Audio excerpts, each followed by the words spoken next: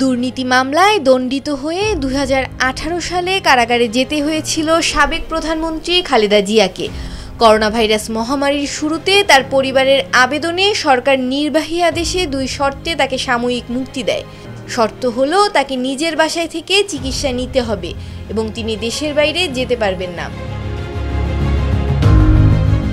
গত ৩ বছরে পরিবারের সদস্যরা চিকিৎসার জন্য খালেদা জিয়াকে বিদেশে নিতে কয়েক দফা অনুমতি চাইলেও ওই শর্তের যুক্তি দেখিয়ে প্রতিবারই তা নাকচ করেছে সরকার।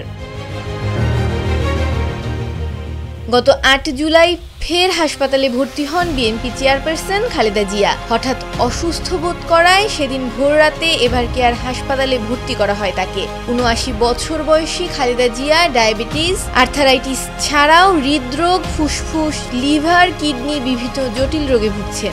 গত ৪ বছরে বেশ কয়েকবার তাকে হাসপাতালে ভর্তি থেকে চিকিৎসা নিতে হয়েছে।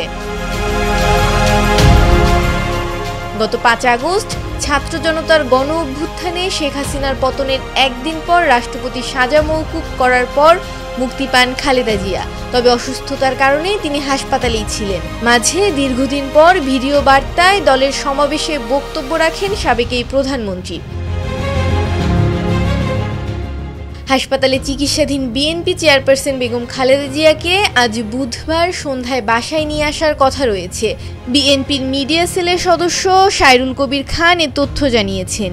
এদিকে বিএনপির পক্ষ থেকে তাকে উন্নত চিকিৎসার জন্য দ্রুত বিদেশে নেয়ার কথা জানানো হয়েছে। মৌমিতা মৌ, ডেস্ক রিপোর্ট, ভোরের পাতা।